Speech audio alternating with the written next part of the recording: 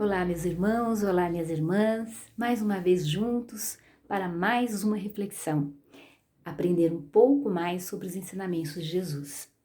Antes de iniciarmos, vamos fechar os nossos olhos para nos acalmar da correria do dia, que foi hoje, silenciando a nossa mente, aquietando o nosso coração e levar os nossos pensamentos até Jesus. Pedir para que Ele nos auxilie no entendimento de mais esse aprendizado. E pedir também que os nossos mentores e benfeitores harmonizem o espaço onde nos encontramos, harmonize o nosso interior para podermos receber Jesus e os seus ensinamentos. Que assim seja.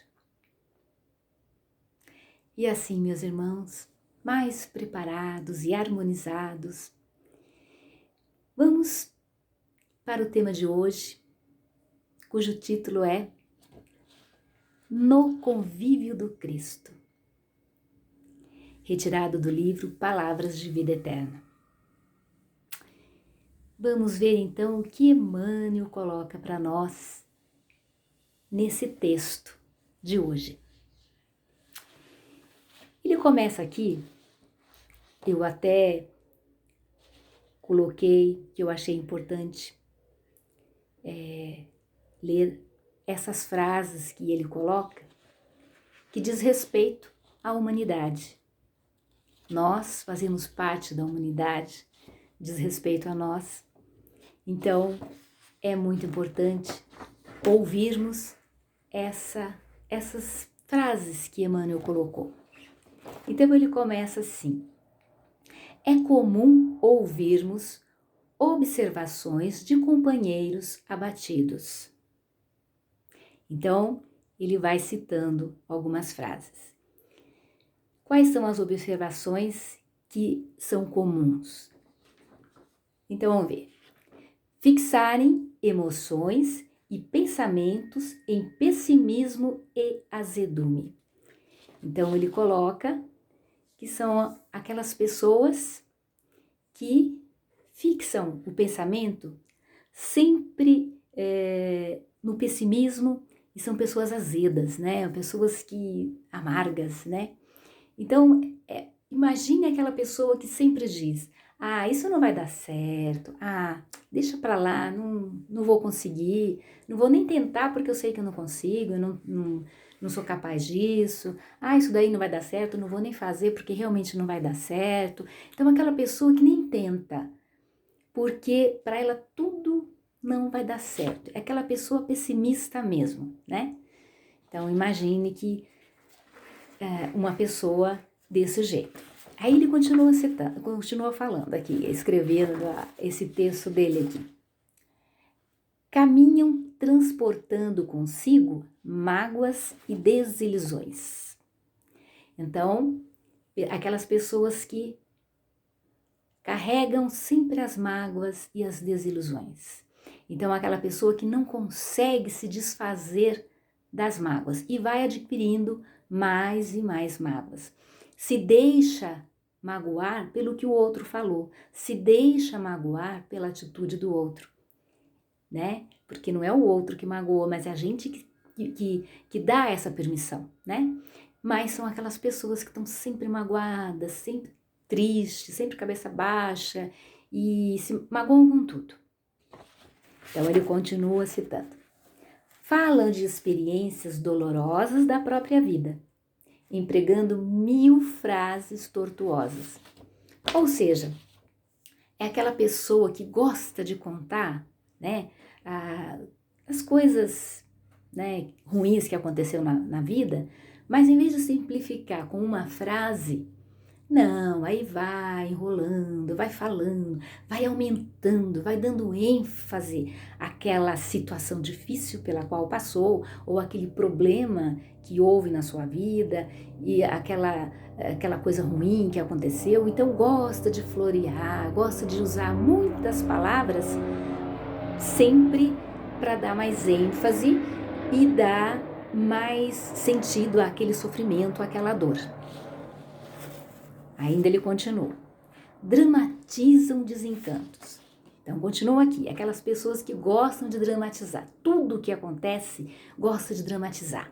Então, se viu uma situação na rua, por exemplo, vai contar para outra pessoa, aí vai e dramatiza mais e fala como se estivesse comentando em câmera lenta aquele drama, aquela tragédia, para que a pessoa receba aquilo com mais sofrimento ao ouvir, né? Aquela pessoa que gosta de dramatizar as coisas que acontecem, mesmo que não sejam tão dramáticas assim, mas gosta de dramatizar.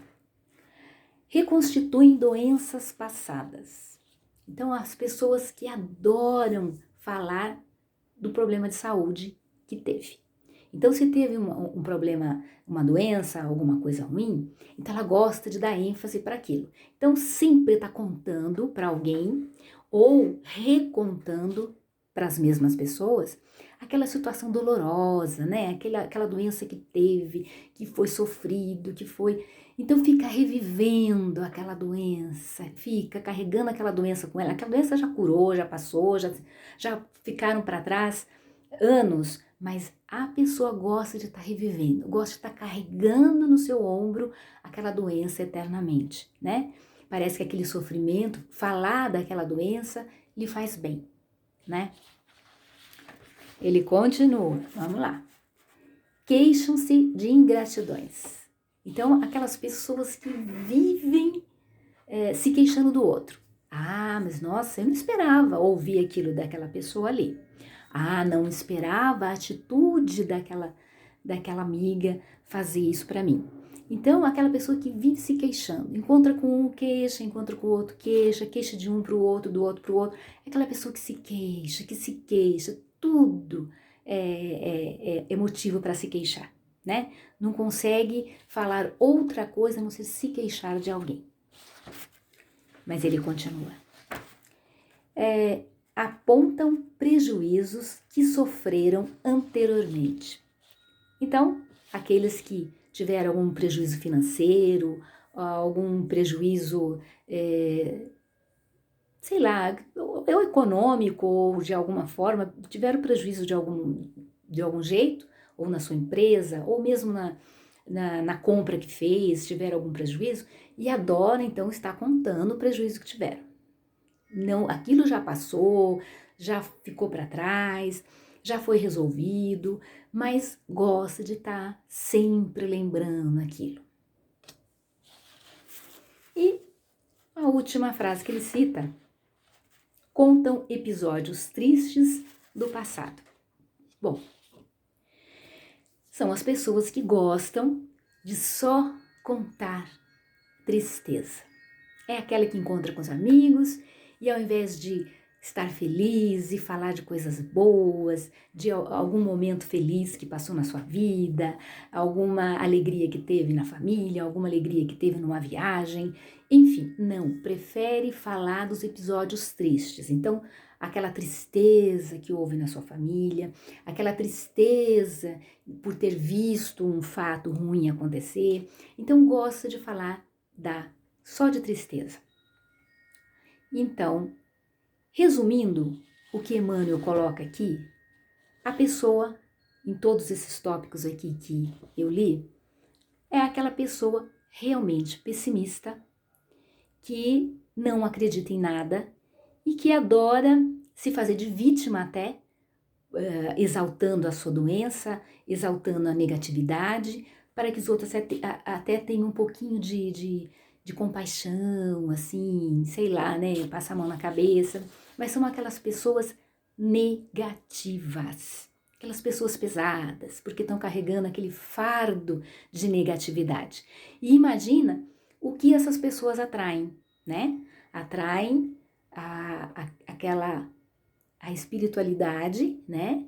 Que está também nessa situação de negatividade, então acaba unindo a ela, tornando esse peso ainda maior. Então, é aquela pessoa que guarda, na forma que Emmanuel colocou aqui, dá para perceber bem, que vai guardando mágoas, vai guardando a doença que teve, mesmo que tudo já tenha sido resolvido, mas vai guardando e continue, tá sempre, sempre lembrando. Aquela pessoa que gosta de falar de coisas ruins. Então, quando a gente se depara com essa situação, a gente pega mais uma frase de Emmanuel que ele coloca assim: com isso, envenenam a vida e não percebem que o Evangelho é luz e renovação. Então são aquelas pessoas tão negativas que não acreditam em nada, que elas envenenam a própria vida. Quer dizer, se elas tiveram uma doença no passado, mas de tanto falar e relembrar, vão ter novas doenças, né? Porque está atraindo isso para elas. Se elas tiveram um problema no passado, de tanto relembrar e relembrar, vão continuar atraindo problemas.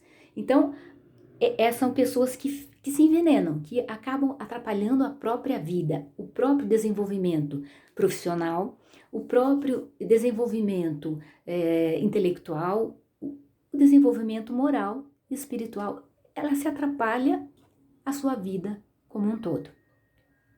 Então, e ela não consegue perceber que o Evangelho é a luz e renovação. Por quê? Quando nós lembramos do Evangelho, no Evangelho nós encontramos ali os ensinamentos de Jesus. E no decorrer do Evangelho, nós vamos encontrar os ensinamentos de Jesus, que ele explica o que precisamos fazer para poder habitar o reino de Deus, para a gente poder chegar lá. Então, o que nós precisamos fazer para poder seguir o caminho de encontro ao Pai? Então, ele fala muito de humildade, ele fala de resignação, ele fala de perdão, ele vai ensinando no decorrer do Evangelho, mostrando ali a luz da vida, mostrando ali a renovação. Porque a partir do momento que a gente lê, entende e começa a praticar, então nós já estamos renovando. E se a gente lê, a gente entende, a gente não vai ser uma pessoa com esse nível de pessimismo aqui. Porque se a gente crê em Deus, se a gente lê os ensinamentos de Jesus, vê como tem que ser, como é que a gente tem que ir em frente, que a gente tem que ir à luta, que a gente tem que ser otimista e não pessimista. Se eu acredito, eu sou otimista, eu vou tentar. E eu vou batalhar para conseguir. Então, a pessoa não consegue, uma pessoa nesse nível, que está só no meio desse pessimismo, dessa negatividade, não consegue realmente enxergar essa luz, essa renovação no Evangelho. E lá no Evangelho tem uma passagem escrito por Mateus, que é exatamente assim: vinde a mim, todos vós que estáis aflitos e sobrecarregados, que eu vos aliviarei. Tomai sobre vós o meu jugo e aprendei comigo, que sou brando e humilde de coração. Pois é suave o meu jugo e leve o meu fardo. Então, quem fez esse convite? Jesus. Jesus fez esse convite, ele faz esse convite a nós. Então, olha, vinde a mim, todos vós que estáis aflitos. Quer dizer, nós estamos aflitos por várias razões, né? a pessoa que está aflita, que passou por todas essas situações que foi citada ali em cima, em algum momento esteve realmente em aflição, precisa de alguma coisa, pede, mas tem que lembrar de agradecer e tem que lembrar do quê? De seguir Jesus. E vamos entender por que ele fala, o meu jugo é leve, porque o meu jugo é leve e o meu fardo, porque leve é meu jugo, suave é meu jugo e leve meu fardo, desculpe. Então, mas por que ele fala isso? Porque a sua assistência e a felicidade que promete aos aflitos depende de uma condição que está na lei por ele ensinada. Então, quando ele fala isso, essa promessa que ele faz, depende de uma condição que está na lei por ele ensinada. Seu jugo é a observância dessa lei.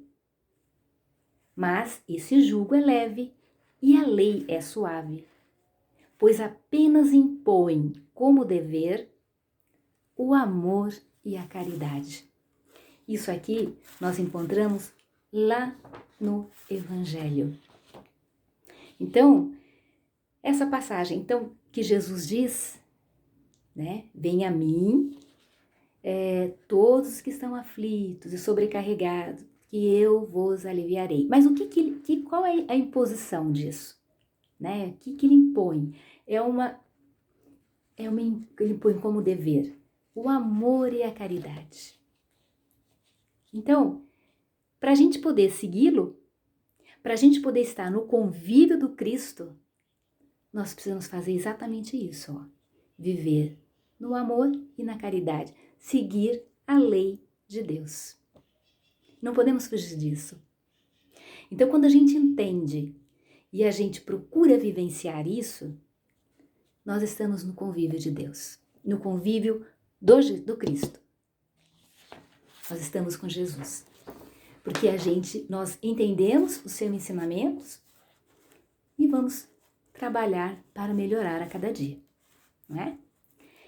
E aí, Emmanuel continua no texto. Pensa no melhor que te espera e busca voluntariamente o trabalho a fazer. Então, olha só. Então vamos, ao invés de ficar se lamentar aquilo que passou, vamos pensar no que ele fala? Ó, vamos pensar no melhor que te espera e busca o trabalho a fazer. Ou seja, o pessimista, ele não busca o trabalho. Ele é sempre negativo. Agora, o otimista, o que ele vai? Ele vai pensar num dia melhor. Não, amanhã vai ser um dia melhor. Eu hei de conseguir, então eu vou batalhar e eu vou conseguir. E nós não podemos esquecer, como eu disse, que no Evangelho todo, nós temos os ensinamentos, né, para isso, para podermos estar no convívio do Cristo. Então, ali nós temos o quê? A parábola dos talentos, que mostra que nós precisamos trabalhar, não importa quantos talentos nós temos. Mesmo que for apenas um talento, nós precisamos trabalhar com ele. Nós precisamos dobrar, nós precisamos fazer alguma coisa por nós mesmos.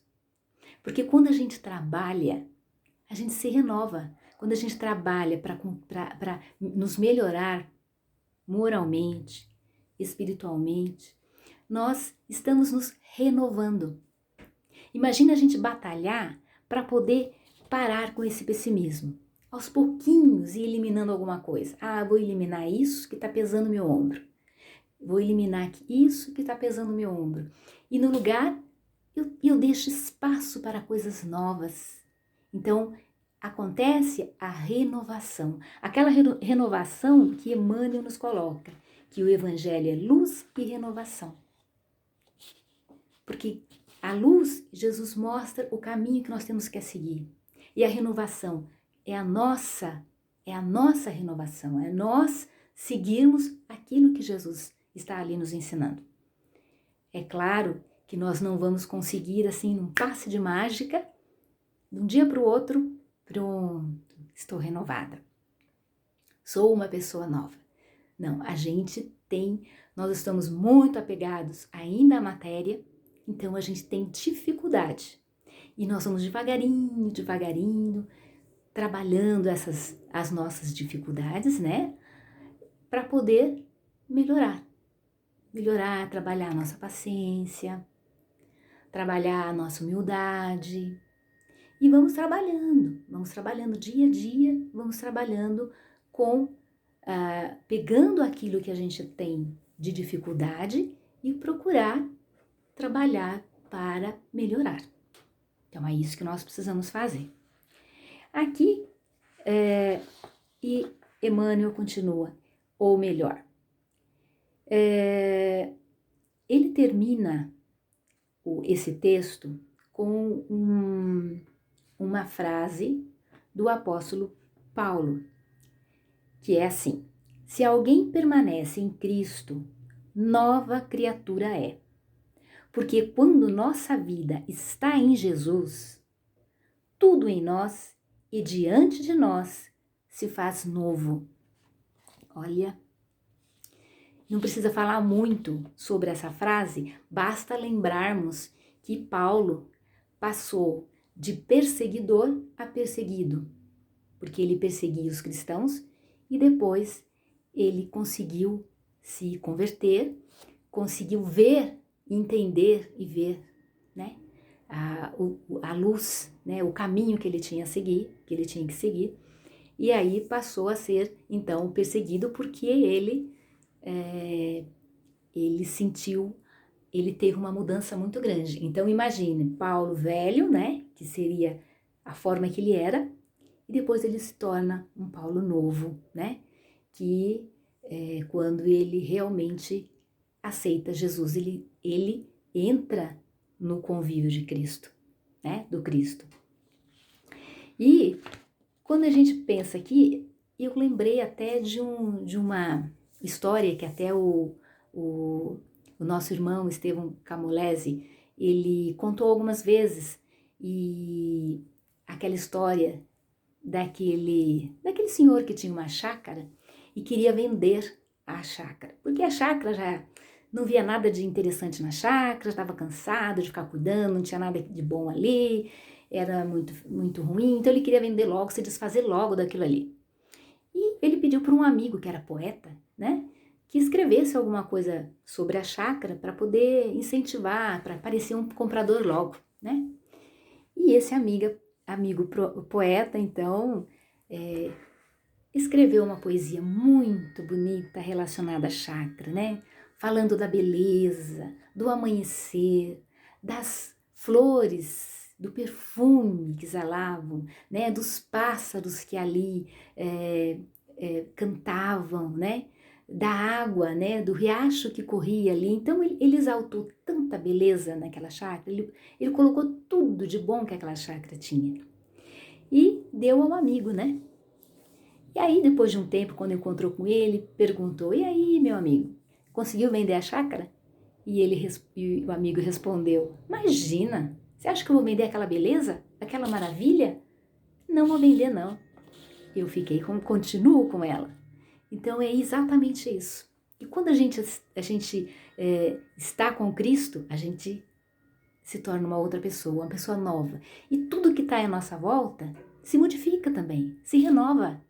Então a gente consegue ver as coisas com outros olhos, como esse senhor da chácara, né? Que ele só via as coisas negativas porque ele era negativo. A partir do momento que ele conseguiu se tornar uma pessoa diferente, ele conseguiu ver as belezas que havia na chácara dele, né?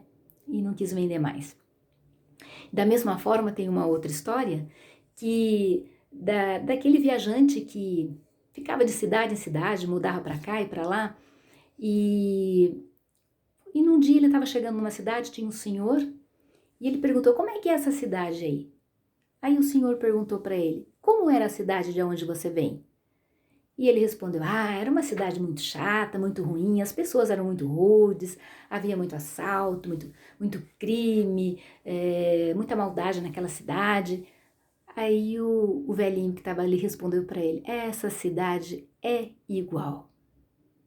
Por que ele respondeu? Porque aquele viajante estava chegando ali já com uma amargura, uma negatividade, uma energia tão ruim dentro dele, que ele não ia conseguir ver coisas boas naquela cidade ali.